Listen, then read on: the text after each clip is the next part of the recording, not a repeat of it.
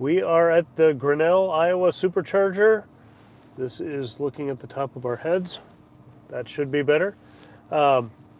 We are charging up. Um, we've got one more stop before your place. Yes, we're going Yeah. to stop actually at the Cedar Rapids supercharger. Just makes sense logistically based on where I live. Otherwise, you'd have to come back. But I might be coming back anyway. It's turned back on. Okay.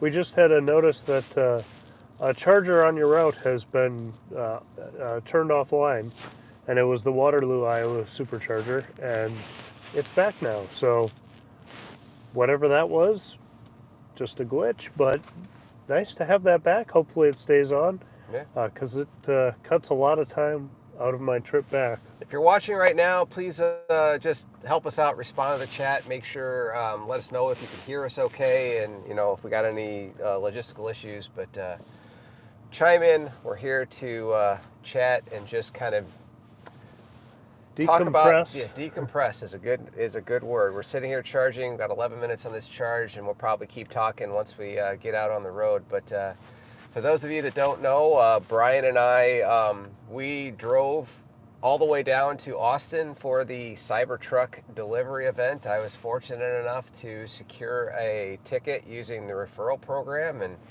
Brian was my +1. So we thought this was going to be a massively huge event, but turns out it was actually relatively small. I think only 500 tickets were given out. So it was a pretty small group of people, and it was a huge experience actually going there. And if you watch the live stream, you actually didn't see the coolest part. Because we walked in, we got there in the back, and they actually put us on buses, like Greyhound buses, to take us around Giga Texas, around the building. It seems so strange. They put you on a Greyhound bus to take you around the building, but this building is huge. And they bring you to the front entrance. You might see pictures with like the big stainless steel square things, and then where there's like a water feature. I think they might have had a Cybertruck or something parked out there at one time during Cyber Rodeo. But you go inside, and then there was some kind of displays. They had kind of a semi-exploded view of a Cybertruck. We saw the castings. And that was really cool. They had like the motor, and then the battery door. pack, and literally, I thought that was going to be it. I thought we were going to be like go in through some back doors, and we'd be in some sort of space where there was a venue for seeing the event. Like I pictured a stage and like an amphitheater kind of place, but no, we funneled right in onto the kind of the front end of the Cybertruck assembly line, and we spent like 45-50 minutes just slowly walking the entire assembly line, where you saw Cybertruck after Cybertruck of various levels of completion. And they had all kinds of engineers stationed there. They were answering questions. You were free to record, film, do whatever you wanted. Brian and I both have a lot of footage. We're going to be working on those videos when we get back, and trying to give our slant on what we saw. There's been so much coverage so far. I don't necessarily want to repeat, what everyone else has done. But I think I have some cool insights and some cool coverage that I want to share with you. And then when you got to the end, they kind of had everybody funnel into like this dark corner spot area of the end of the building. And then that's where they had the event, right at the end of the line. And Elon came out, and it was difficult to see him, and he stood on the Cybertruck and with his face in shadow. with his face in shadow. It's not the best production. But and then they delivered 10 of them, and then we got to basically walk the entire line back the other direction again, which was cool. And then when we came out, again, you didn't see this, but when we came out, where we came in the first time where it was just empty, they had a ton of Cybertrucks out there. They had the matte black Cybertruck, which is super cool. They had the Cyberpunk one, the one that went to Baja there. Yeah, they had still dirty. They had a Cybertruck there with the tent set up with their optional tent. They had another Cybertruck that was playing their new light show and blaring the speakers and the lights and stuff. They had 2 crash test Cybertrucks. I actually got my first cyber cut. Follow me on X. I was I touched the crash tested Cybertruck probably where I shouldn't have been, and I got a stainless steel sliver in my thumb. Still hurts. So I got a Cybertruck souvenir embedded in my thumb. That's cool. They had the Cybertruck that was hit with the Tommy gun and the bullet holes, and then they had a whole other row of Cybertrucks doing a coordinated light show, and so it was just a massive amount of things to see before we had to get on the bus, which then took us to the other side of the building again, where we could catch our Uber. So, yeah, it was really fantastic. Really, I think a couple things that really surprised me were the fact that Jim cut himself.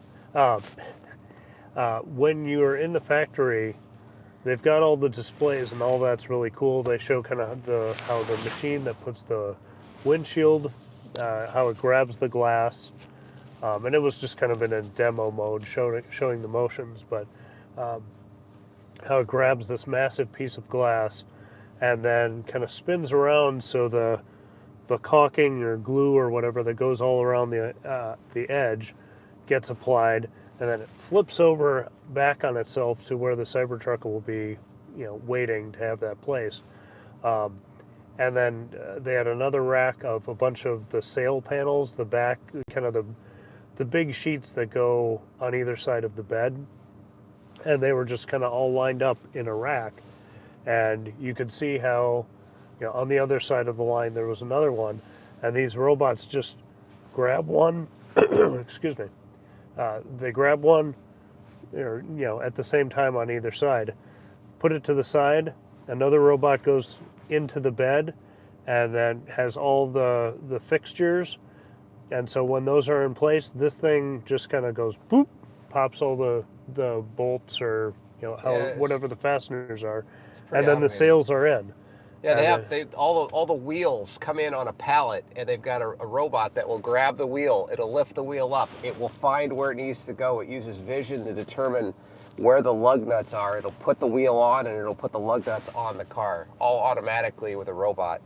The level of, I think, it looked like, to me, it wasn't like a bunch of machines and stations. It almost looked like the entire factory was like just one massive machine. Just kind of, it was all interconnected. It was all, the cars were being held on gateways and they were being transported up and over like elevators to different areas. It was, that to me was the most impressive part of that whole experience. And it's a shame that they didn't, broadcast any of that, but I guess they leave it up to us like YouTubers to put it out for them. So.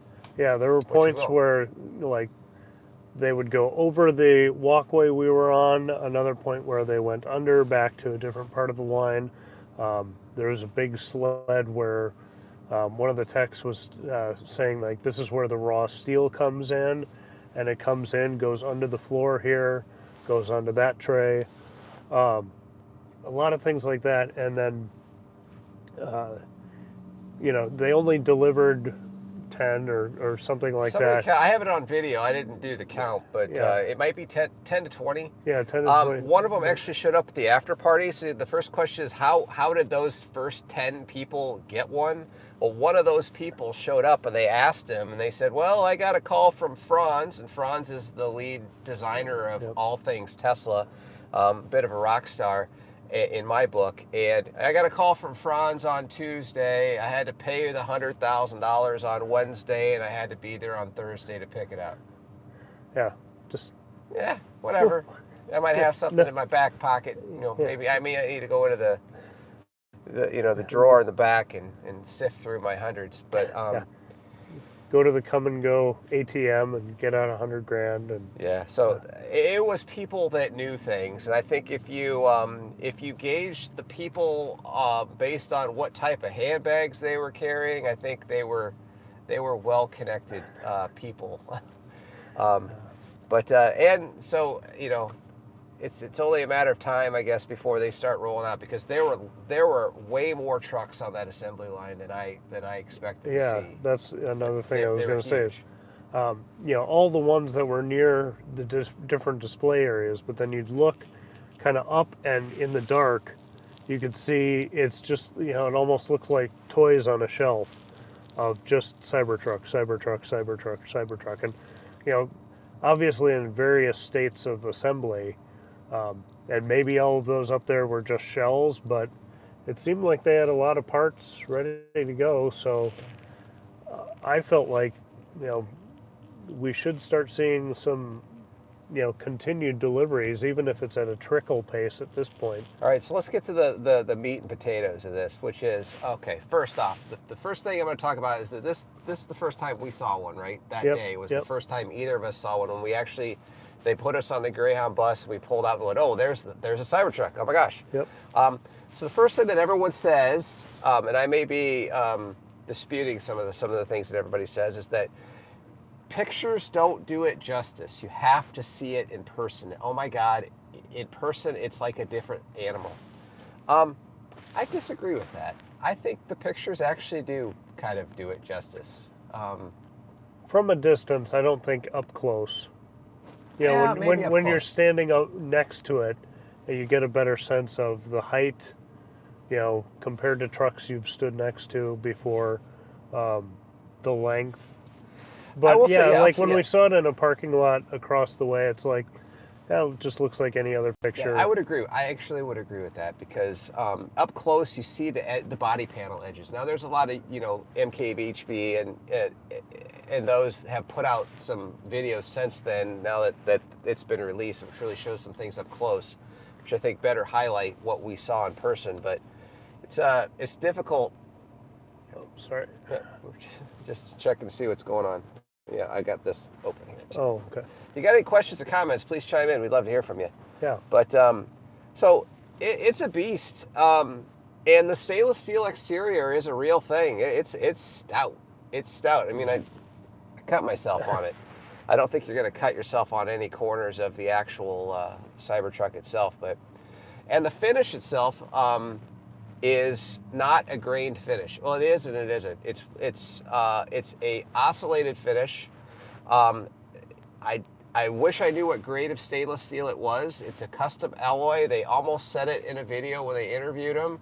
They were going to go, it's probably 304, 316, something if you're familiar with stainless steel grades, 316L for low carbon. But he said 30, and then he stopped and he said, we call it the HFS, which is hard effing steel. Yeah. That's what they call it at Tesla, and it is tough, and it's probably 1 to 2 millimeters thick, and it is stout. It is really stout, and it's got a really fine oscillated finish on it. It's not a straight grain, and based on my experience with stainless steel, oscillated finish is much more manufacturable. It may or may not make it easier for buffing out any scratches that you might get on it. Time will tell if that's going to be the case, but it is definitely beefy. Pivoting from that, cost. Well, we did a live stream on Jim's channel on the way down, kind of with our what we anticipated, and you had kind of thought, probably $75,000 to $80,000. Yeah. That's right where the dual motor came in. Makes sense that the tri-motor is more expensive. Yeah, the beast mode machine. And if they do a single motor, that it would be cheaper. So I think we were all hoping for overall cheaper on all three tiers.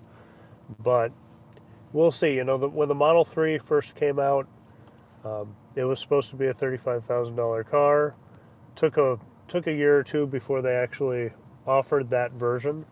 So we may see prices come down as they maybe fine-tune the manufacturing. There was an offhand comment. I was watching an interview, was that the Top Gear interview, where they said, maybe we'd do a version without the tonneau cover. Yeah. To bring the cost down. Yeah, the tonneau cover does greatly make it more efficient going down the road, but they said they would drop it if they needed to meet a price point, which was an interesting observation. Yeah, and I hadn't heard that anywhere, but that came directly from, it was an interview with Franz, and I'm forgetting the other guy. One of the other designers. Yeah, but it's in the Top Gear review. But all the ones toward the end. that were delivered on delivery day were Foundation Series, Yep. and they were So all tri-motor beast mode machines. They're all $100,000 cars, and every single one of them. Based on what they have on their website, it doesn't appear they're going to ship any more this calendar year because it says coming in 2024. yeah, And it wouldn't surprise me if those are the only ones going out this calendar year. So maybe early January, February. So for those of you that live in my area of Iowa, it might be a little while before we start seeing them, on the roads. You're probably going to see them first up in Minneapolis, I'm betting. But yeah. There's one of the service centers in Minneapolis, and apparently people got to take a close look during the delivery event at the Maplewood Service Center in Minneapolis. And then I heard at an after party that some people got test rides as well. Yeah, so very jealous of those people. But you got to sit in one. I did. I'm gonna get unplugged. Yeah, let's unplug Be right quick. back. Yep. So Jim got to sit in one. We were able to kind of lean in and shot tons and tons of footage while we were there. So there's a lot to sift through. We've been on the road. Part of the day today, we left Austin yesterday at about 5:30. Yeah, we were actually closer to San Antonio, I think, but Yeah. South Austin. Yeah, so we left there and then have been going nonstop since then. Yeah, it was a little surreal. I mean, Yeah. it was like we did a full day's worth of work on Friday, and it's like you get to the end of the workday and you say, okay, time to go home. And then we did, Yep. and we're still going home. But yeah, I did get to sit inside a Cybertruck for about 2 minutes in the driver's seat. My initial impressions is that the inside is very much like the outside. If you've seen any videos, you get the general sense of things. The screen is large. I was mostly just soaking in things with my eyes. Somebody said, how do the seats feel? To be honest with you, I didn't really notice. It felt like a Tesla seat. So my highly calibrated butt has determined that it's a Tesla seat. They are ventilated in the front only, not in the back. Yep. The steering wheel is the oddest part, as far as it's smaller than a Tesla wheel. At least it feels smaller. Than a Model Y wheel? Than a Model Y wheel, yeah. And certainly smaller than my yoke. And but it's got the steer by wire, so you don't ever turn it more than 170 degrees Yep. at any time. And they actually had that in the one that we're sitting on. It was sitting there not moving, obviously, but you could actually turn the wheel, and it didn't take much movement sitting still to get that wheel to move fast and move a lot. So that was impressive. And the front glass is enormous. The windshield wiper is just as ridiculous as it looks. It's they said nearly 4 feet long. Good luck getting a replacement for that at AutoZone. Just tape a bunch together and stick it on there. Yeah, so yeah, $100,000 for the tri-motor, $80,000 for, I would consider the sweet spot, probably the one that they're going to do, and then they're saying what, 61, 62 for the single motor, but like that's 2025, and my gut tells me that they may never make that truck, given the demand.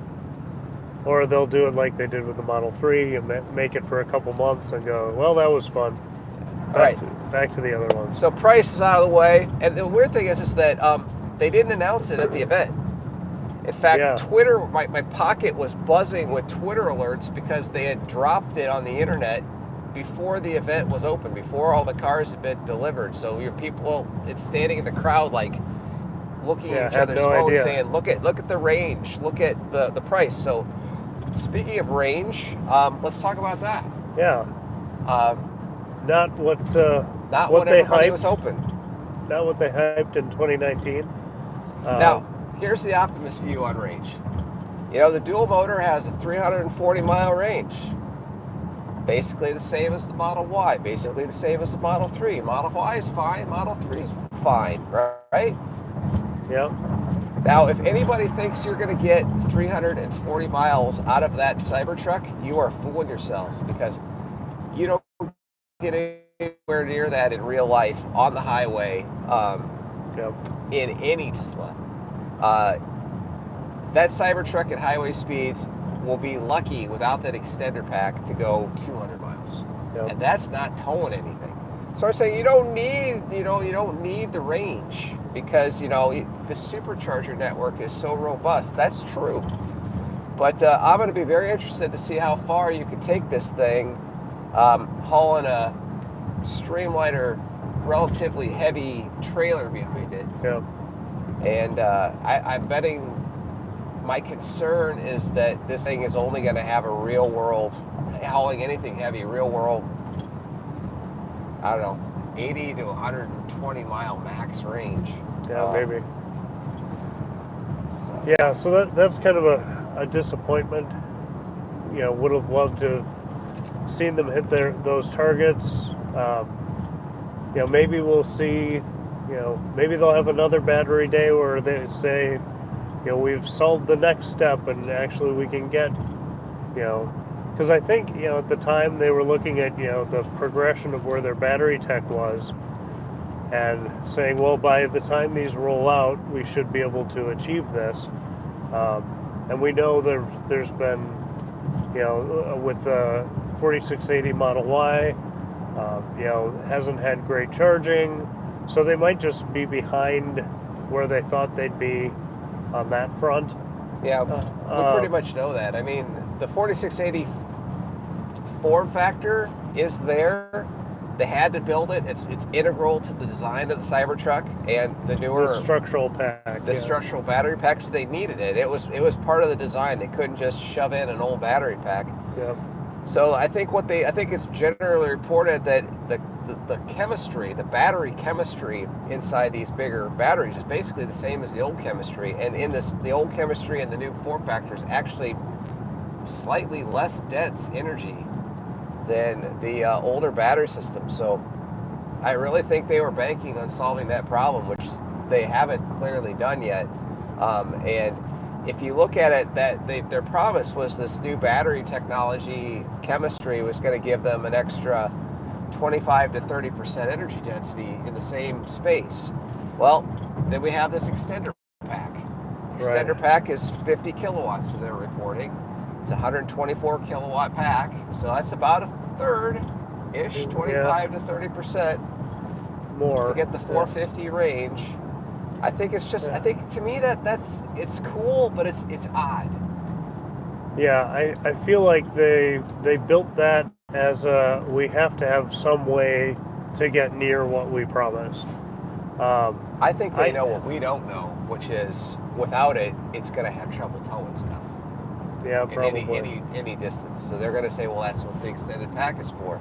And they're going to spin it in a positive light. You say, look, most people driving back and forth to work, they don't need it. Yeah, and we're optimizing for how little this kind of thing gets used. But that was kind of a bummer. I think overall, there's some really neat stuff they're doing and some really innovative, cool things. And if we hadn't had all the promises from 2019 of what this was going to be, I think everybody would be very excited. And I think instead we have a we got a super. Thank you, Chemist American. Oh, Roland, thank you very much. Appreciate it. That'll go for paying our tolls from, was that Oklahoma? Oklahoma. Yeah. But I think, and we could kind of feel this at the after party too. Everybody was excited to see it, get near it, but it wasn't just oh man, that thing is insane, and we're all so excited. It was like, it's cool, but price and range. But there is a lot of cool stuff about it. Yeah, seeing it's it got in some person, really revolutionary tech. And they didn't show. Tesla's kind of bad about this in their live shows, and it might not be in the keynote notes for Elon to mention, or maybe he just skips them. But the back seat flips up, so you have a lot more storage space.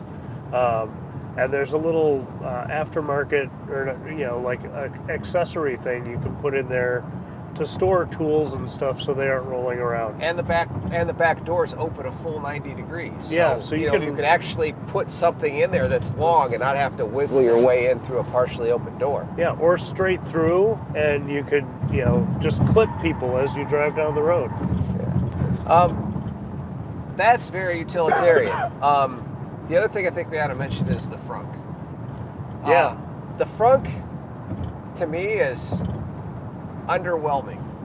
It seems like the story everybody wants to tell about the frunk is, look, it's a great tailgate seat, or you're out in the wilderness and you want to drink a beer and it's raining, so I'll pop the frunk and I'll have a nice seat to sit on, and the front lid, it will be over my head and I won't get wet. I'm like, that's your story?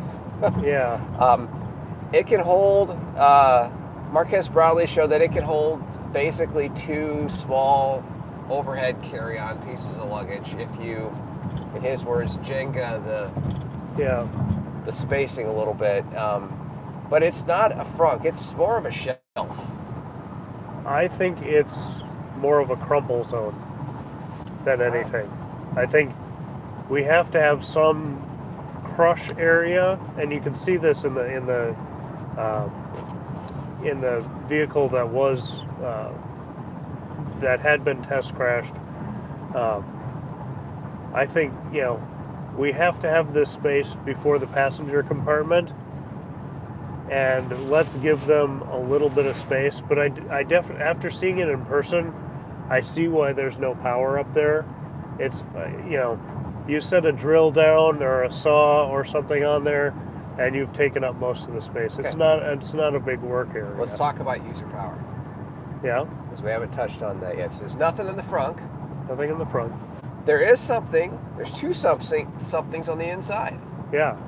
There is both a 110 volt outlet. They're both in the center console. Yep. And a 65 watt USB-C connection. And why 65 watt support? Because 65 watt is enough to charge your MacBook. Yep. Right from USB-C. You don't even need the 110. So even having the 110, I kind of was surprised by that, but it makes sense. Yeah, and speaking of things like that, we didn't hear anything about being able to access the air suspension, the air. I think again in that 2019 mock-up, they had they were talking about you'd be able to use it as an air compressor. I don't think that's the case. I was talking to the techs who worked on the air suspension. They're like, as far as we know, it's the fastest up and down responsive air suspension. And somebody was asking about could users refill it, and they were kind of talking about how there's desiccant in the refill, so it as it empties, as it refills, it's drying the air both ways, so moisture doesn't build up in the system. And they said it would be able to be like user refilled, but I didn't. From that, it didn't sound like. And then you can also tap into that. Yeah, I didn't with a get any typical of that. valve. Yeah. In fact, not only do they not have an air compressor, but it also appears you have to completely take off the wheel covers to get access to filling up air in your tires. Right. Yeah. There's no connection there. But to get to the valve stem, it's behind that. So looks like you got a question. Yeah. But then speaking of power, still, let's go to the back bed. There are 2, I think, 20 amp outlets, and there is a 1540 connector, right? Yeah, 1450. Yeah. That will do 9 kilowatts, and it has enough juice to charge a mobile connector, which you can charge your car with.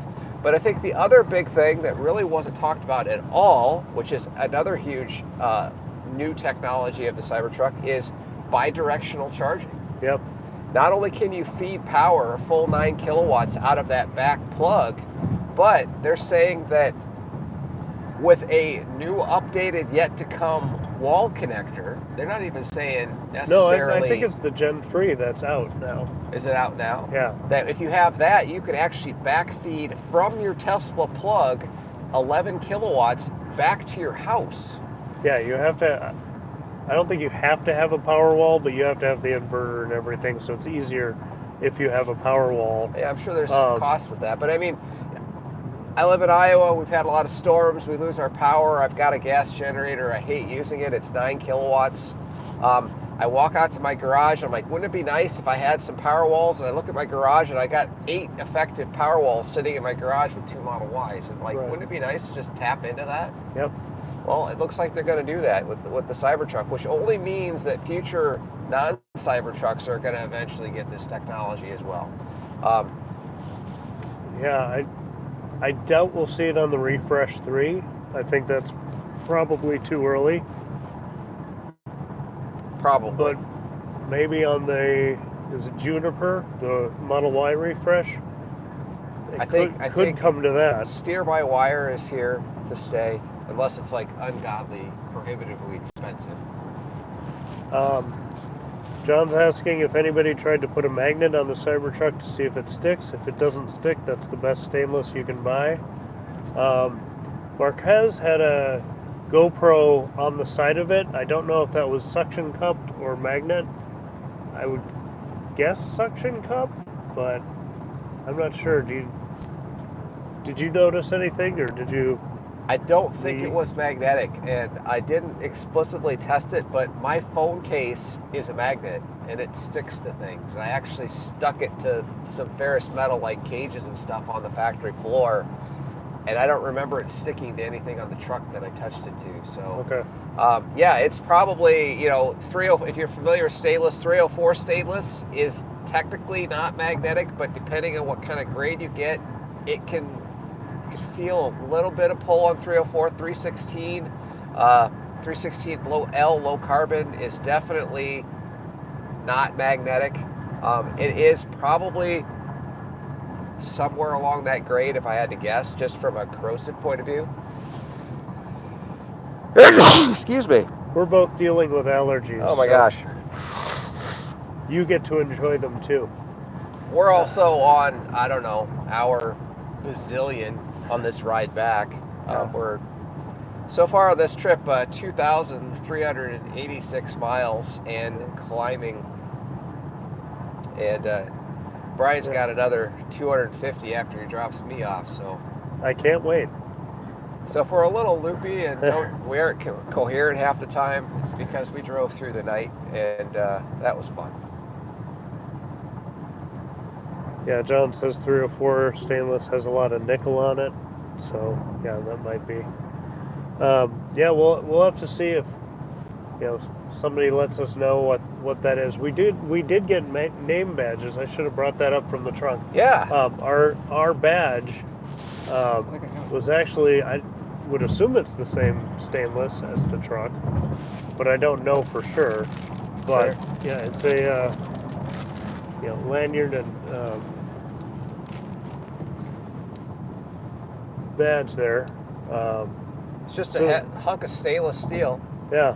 I'd like to think it's the same as the Cybertruck, but it might not be. And I haven't tried sticking anything to that either. The finish is similar on the badge as what you'll see on the truck, although if you look closely at the badge I think is more of a straight grain. And what's on the Cybertruck I would call an oscillated finish. They're saying that you get a scratch, you can just pull out a Scotch-Brite and just polish it up. I'm a little leery about that possibility. I'm trying to show you can kind of see like finger marks and stuff, and that's what the body of the truck, where people were touching it and grabbing it.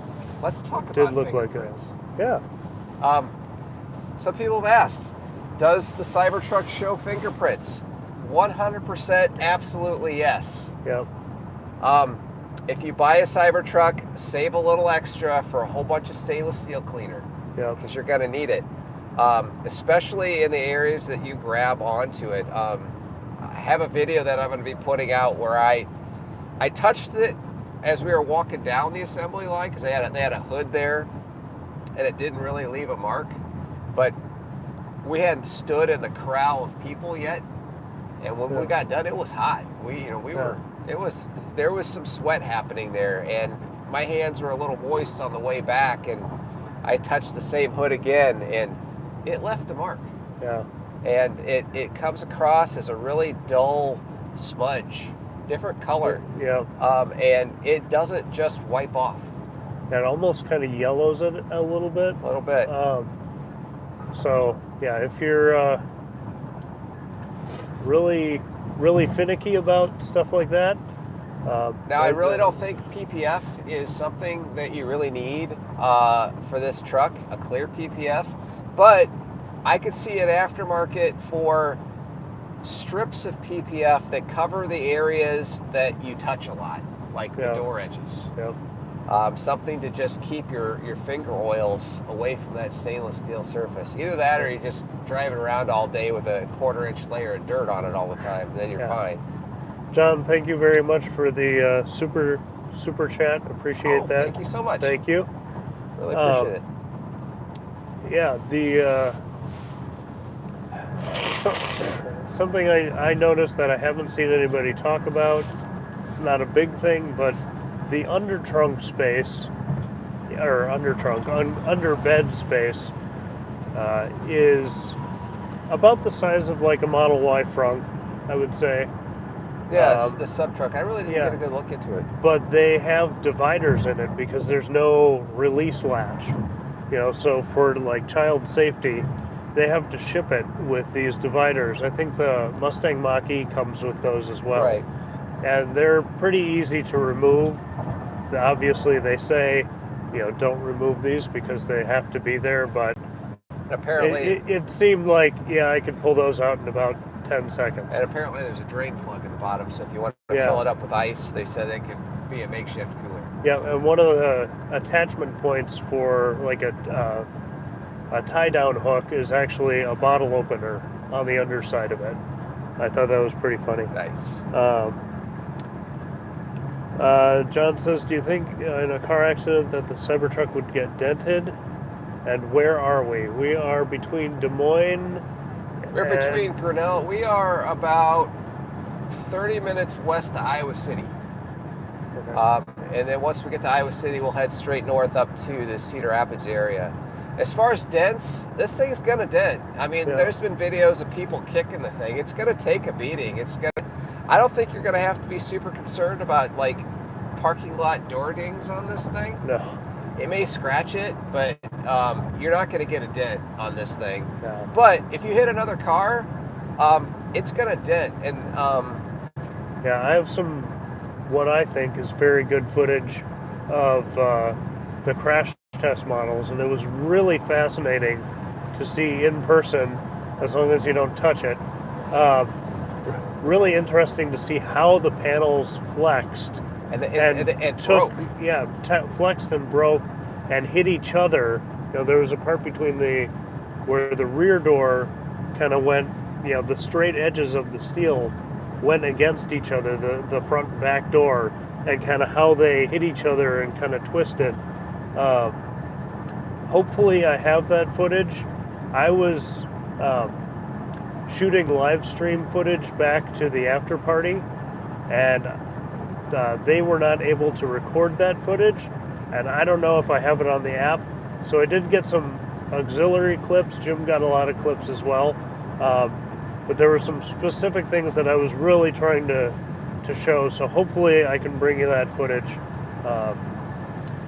once I get home and figure out where everything is. Yeah, and the other get problem some is, sleep, something like that. The Cybertruck isn't painted, so what you see is what you get. So if you're gonna repair a panel or try to repair a panel, I can tell you based on my experience in the stainless steel industry, that's incredibly difficult to do and not make it look like you repaired it. And you don't have the luxury of being able to, hide it with some paint and some polish. You're going to be replacing body panels on this thing. And hopefully you don't also crack the glass. They say it's rock-proof, but I have to imagine, being the largest windshield of any car out ever, that glass is going to be a pretty penny to replace if you have to replace it.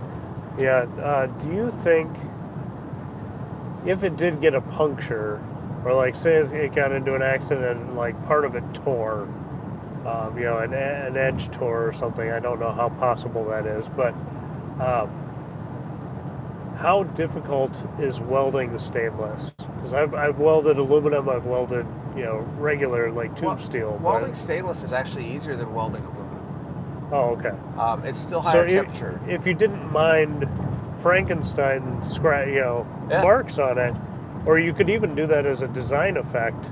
If you wanted to, in the frunk there's no Tesla badging on the vehicle at all. There's a couple triangle shapes, I think by the charge port light and on the steering wheel, or the squircle. Yeah. But in the front, the panel that's in front of the HEPA filter says Cybertruck. Excuse me. Says Cybertruck, and it's done like as a weld, so you can see the bead of the weld. The bead of weld. Yeah. I would be concerned if you're going to go. Well, I would caution you when you get your Cybertruck not to pull out your TIG welder or MIG welder and go to town on it, because there are parts behind it. There are parts behind it, and welding is a super hot process. If there's like insulation or something behind it, you're likely going to set something on fire. Or you also might compromise the connection points between the stainless and the inner structure somehow. Yeah. But it is a chance that they can do some welding on it.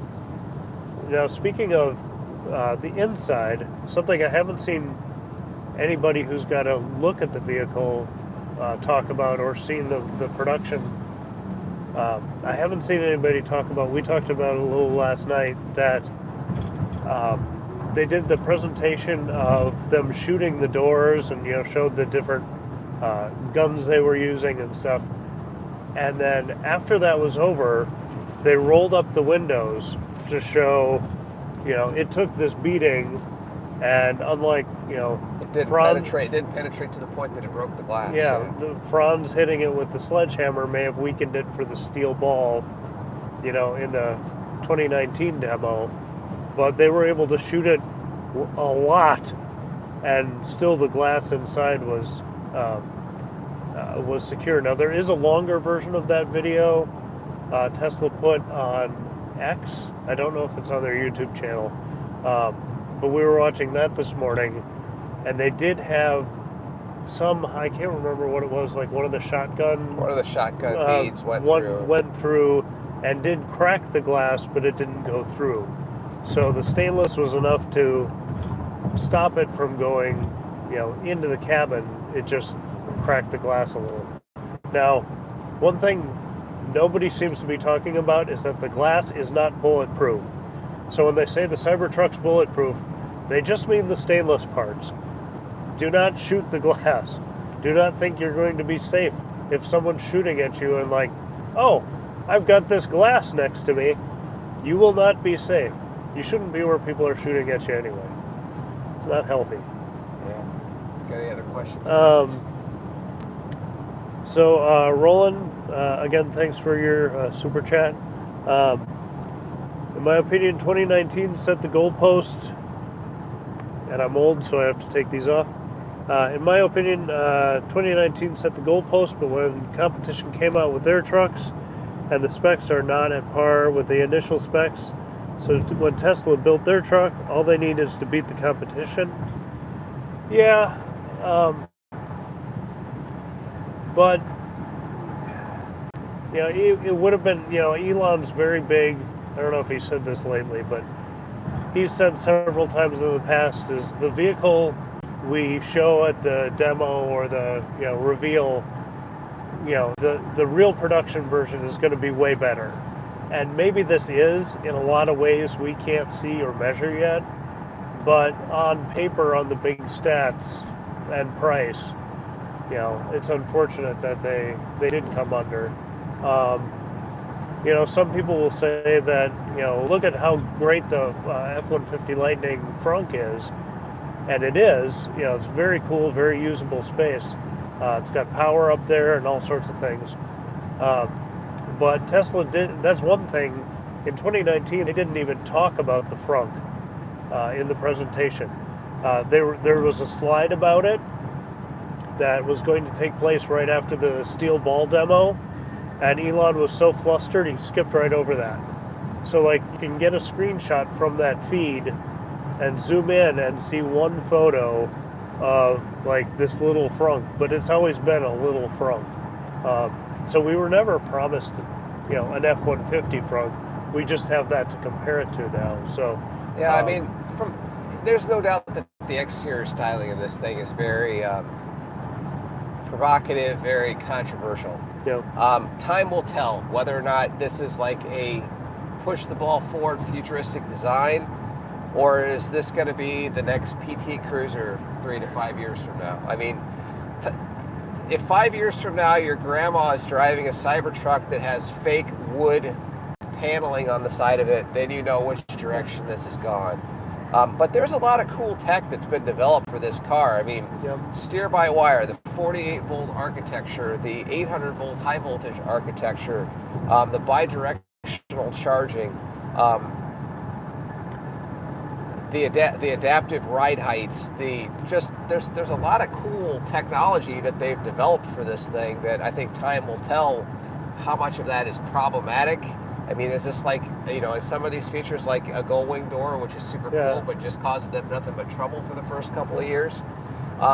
That's kind of the feedback they got, which is what's their ramp rate going to be? How much are they going to kick out? And they said, well, they don't know, because what we saw was a live production line, but nothing was moving. But they're in what they call the ramp stage. And the feedback that we got was, they're still trying to figure some things out. So the production line will run until some part like has a missing assembly or a missing part not show up. So they'll have to close and shut the whole thing down, sort that out, and then bring it back up. So there's a ton of start stops.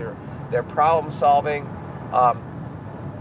Just heard talk in the after party that the giga castings that they're trying to do, or they're apparently have to use some sort of oil to allow the giga castings to release out of the presses, and that's creating some off-gassing that is apparently very toxic to people, and they didn't anticipate that. Now they're installing ventilation on the roof of Giga. I didn't realize Giga Factory. And they said that'll be kind of put in there for Q1, and they're still sorting this thing out. They're working out the kinks. The giga casting, I've got some photos and video. I really want to share and walk through those. In the giga casting, you flow of the metal from where it was injected, to its final spot, and that I thought was just super fascinating to know that happens in a fraction of a second, and then comes out. I was impressed of just how much of the truck is cast. Yeah, it's a good chunk of it. I mean, it's a structural truck, and they had an exploded view inside the factory just before we went and saw the line, where they didn't have anything on it. It was basically some body panels, but mostly just the casting, and you could definitely tell it was the Cybertruck just from the castings. Yeah, there's almost 3 layers of structure. They call it, they say the stainless steel exoskeleton, but that's more like a structural skin than the skeleton. Stiffness and rigidity. Yeah. Right. There's the castings that are front and rear. Those are some structure. Obviously, the battery pack is structure behind them. Then I would say there's almost like a unibody frame that gets then covered in the stainless steel. Right. That sits kind of between the giga castings and the battery pack, and then the stainless layer. So the stainless is adding a lot of stiffness. The extra hard glass is adding a lot of quietness. Both MKBHD, Sandy, Monroe, and the other reviewer were just talking about, all said it's very quiet in there. John, I just saw your message. I don't know if the back seats are drone proof. I don't know if anything is at this point. She might be the only thing that can take out a Cybertruck and win. It would not fit in my garage. That's another question. It probably would fit in mine. Yeah, I think it's basically the same length as a Ford F-150. Right. Yeah, my garage is, for those who don't know, is particularly low. I don't think you'd have to have it on its very lowest setting, and even then, it's probably too long for my garage. Jim, that was funny when you photobombed Kyle. Yeah. In Kyle's totally video. Unintentional. I met Kyle, and man, what a genuinely great guy. Yeah, you met a lot of people. I met a lot of people. Yeah, I did. Who did? Let's talk about that for a second. Who did you meet? Okay, first I'll start with Kyle Connor. And first off, another photobomb that I probably posted on Twitter is when I was in the Cybertruck, there was this guy sitting next to me that was just all consumed with the screen, and he didn't want anything, didn't want me pressing buttons. I'm like, who is this guy? I didn't recognize him. Well, apparently, if you're familiar with X, it was Mr. Holmar's catalog himself, Omar. Steve Jobs' ghost from way back in the day. Followers or more, and turns out he was a little frustrated with me, I think. But anyway, I did get to officially meet him. But yeah, Kyle Connor, great guy. Talked to everybody like, you've known him for 5 years. Very respectful. Acted genuinely like I was an important person. Well, you are. Well, not. But yeah, great. If you're familiar with Everyday Chris, he's got a really cool channel. We were on the factory tour, and he actually approached me during his live stream and said, "Hey, I have a Tesla guy." And I'm like, "Holy cow!" Yeah. Talked with him, and by the way, he is super tall. I'm not that short. He is super tall. Yeah. In fact, a lot of these YouTubers are tall. Yeah. I met Jeebs, if you follow Jeebs. Ate some I was just grabbing some barbecue pork tacos at the after party, and some guy said, "Hey, Iowa, come on over here." And I went over there, and there was a bunch of people talking, and Jeebs was one of them, and got to talking to him for a while. These are just regular people. I mean, who else? Zach and Jesse, who I was working with. The Now You Know guys, the host of it. I spent probably 24 hours with them. Yeah, pretty much. Yeah, we spent most of yesterday with them. 2 meals with them and hung out with them all day on Friday. Genuinely good guys. Yeah, had a lot of fun. Burton, Mr. Burton. Eli Burton. Yeah. Evie Dave. Yep. Dave and Greg were there. We Ubered over to the event and back with Evie Dave. Really great guy. If you watch his videos, that's exactly who he is in person. Yep. And let me see, who else? Eli Burton, Spaceman. Yep.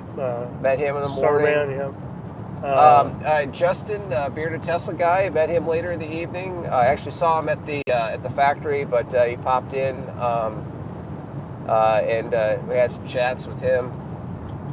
You also got your picture with someone at the Gigafactory. Two people. Yeah, I met Sandy Monroe on the way in, and he gave me time and talked to me for like 2 minutes, and actually was seriously interested in having a conversation, and put his hand around my shoulder and gave me a selfie, which is really cool. And then afterwards, I met Franz, the head designer. Yep. Got a selfie with him. He was very generous. Very generous with his time. Very generous with his time. We both saw Elon, but none of us got close to him. Yeah. And his brother Kimball was there too, in his big cowboy hat. But yeah. And I probably met more. I met so many people that I've met on X, and everyone that Tesla I met. Joy, Tesla Diva. Tesla Diva, Joy, Ash. Yep. Mars Colonist. Yeah.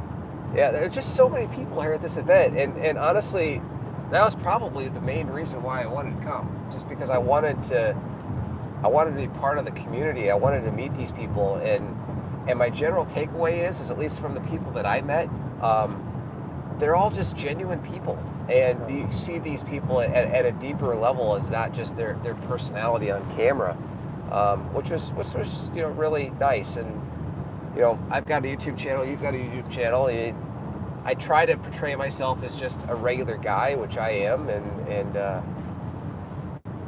it's a good time. Yeah.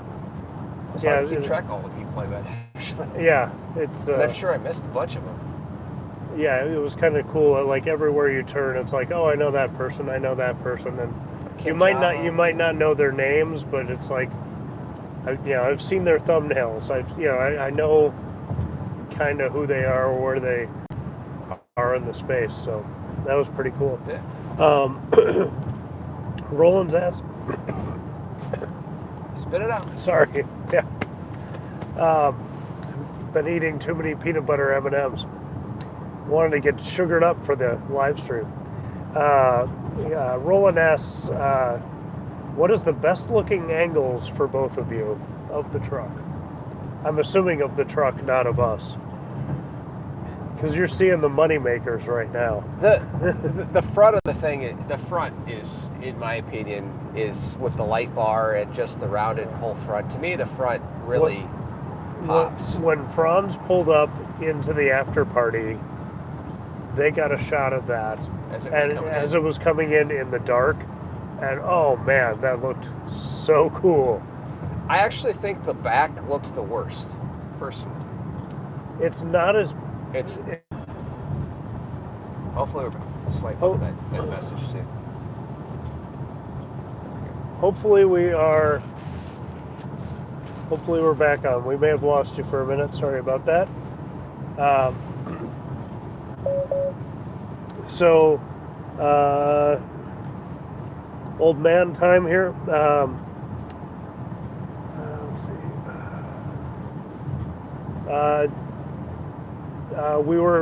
Ellie in Space and I kept getting in each other's shots for a while out front.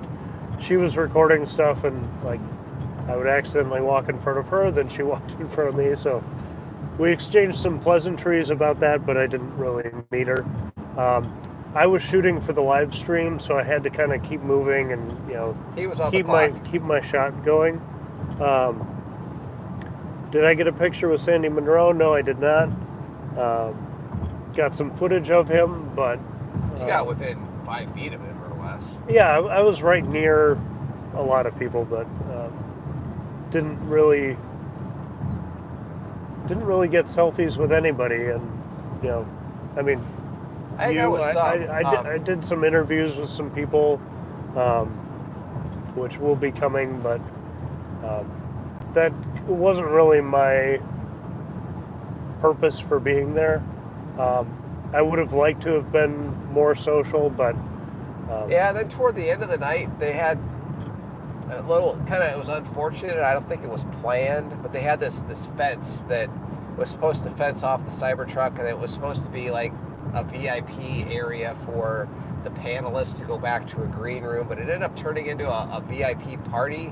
Yeah. And toward the end of the night, it was very clear that if you were on the other side of the fence, you were like the important people, the influencers with the free bar and the Citron booze and all of that stuff. And then if you were like you and I, the peasants on the other side of the fence, that was a little off-putting, to be honest with you. But I don't. In talking with Zach and Jesse, who coordinated it, I don't think that was part of the plan. It just kind of manifested that way. Yeah, the idea was a place to, have a private restroom, have, leave your gear, because the stream was actually sent out to multiple channels. And so it was, if you need to leave your cameras there, your laptop or whatever, just have a place to have a little downtime between meeting all the people. You could go back there. Yeah, but someone set up a kind of makeshift bar in there, and that kind of ended up being. We didn't see it. I was able, because I was filming, I was able to go kind of on the other side. So when the Cybertrucks were there, I was able to get pretty close. I was actually able to get closer to them at the factory than I really did at the after party. Oh, me too. Filming, I was able to get some good shots and stuff. I think part of that cordoned off area was because these were the first Cybertruck that showed up to the after party was, a new owner. Just the day before, had spent $100,000, so understandably did not want people, rummaging through it. At least not a crowd of people. And then the second Cybertruck that showed up at the party was Franz. Obviously, he needs to be in a secure area. He's a precious treasure, and needs to be protected. So, that made total sense. They had, a good amount of security at the event too. It was just unfortunate that it seemed like the big names kind of drifted off into their own world, and I think that kind of took the wind out of the sails for some of the regular people who were, there to meet, people they follow and, subscribe to, and, some of these people are probably Patreon supporters of various channels. So, that was an unfortunate kind of side effect to how things worked out. But yeah, if they do it again, hopefully they learn from it. Yeah, you can't control everything, and so. Does anybody know what happened to Corey on Monroe and Associates? Yeah, Corey took a job with Lucid. Yeah, I'm not sure if that was a strategically smart move, but maybe financially it was. Maybe if he's only in it for a couple of years, they're compensating him well. But yeah. So Sandy was there with 4 other guys, handlers. Yeah, which he needed a little handling toward the end of the night. He got a little unruly. But that's what people love and hate about him. When you invite Sandy, you get Sandy. Corey was not there. I did not meet Kim Java. I was around her a lot, but she was. I didn't officially meet her. Recording stuff. She was working. So. Oh, I forgot. I met Chris Dirty Tesla. Totally forgot about him and his wife Stephanie. Yeah, 2 genuinely nice people. I was standing right next to Kim Java at the event. Didn't meet her officially. She was packed in tighter than a sardine, like the rest of us. Yeah, it was, even though I was, working with Zach and Jesse, you have to be aware at stuff like this that, they're trying to work, but also they've met a couple thousand people that day, and there's sometimes you can just look over and that person's exhausted. I'm not going to bother them. Exactly. I'm going to let them have their minute and just say, hey, yeah, I saw him. I saw Derek and I'm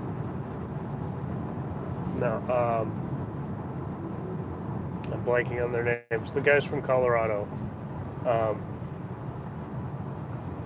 This is embarrassing.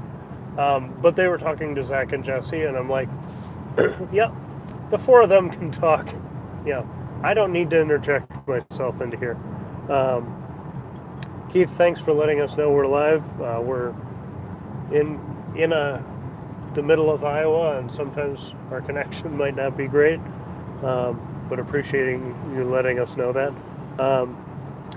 Sandy did say you can put 3 shotguns in the front. And ammo. Yep. Are there 12-volt outlets in the front to plug a radar detector? There is a 12-volt in the center console. Or no, there isn't a 12-volt. I think but there's USB-C. USB-C and a 110. But they didn't say anything about an auxiliary hookup. Yeah. I don't know. So I didn't see a single auxiliary jack anywhere on the car. And no one's talked about that. Yeah. Maybe they don't need a radar detector because, the stealth fighter or the stealth bomber, it doesn't have 12 volts. Oh yeah, they would have to.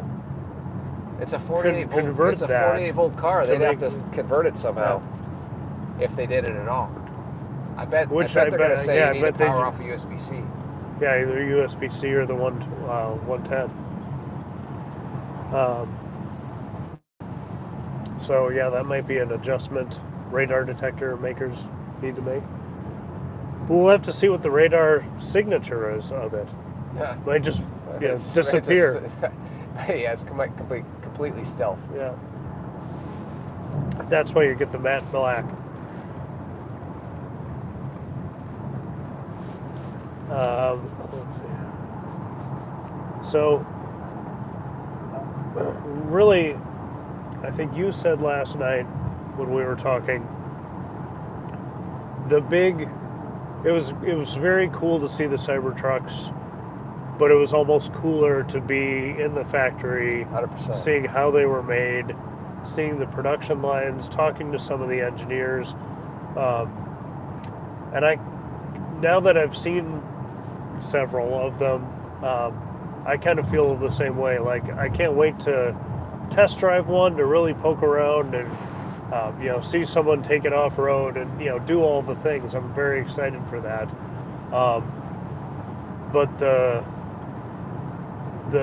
we walked for 45, 50 minutes to get from the lobby to the event space, and we were in a tiny fraction of the overall factory.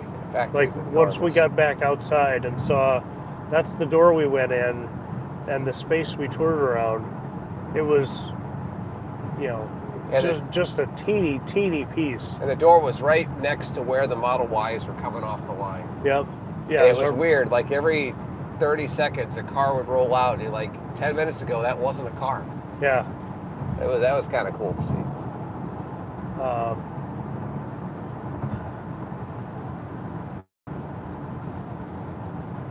Yeah, I'm trying to think of.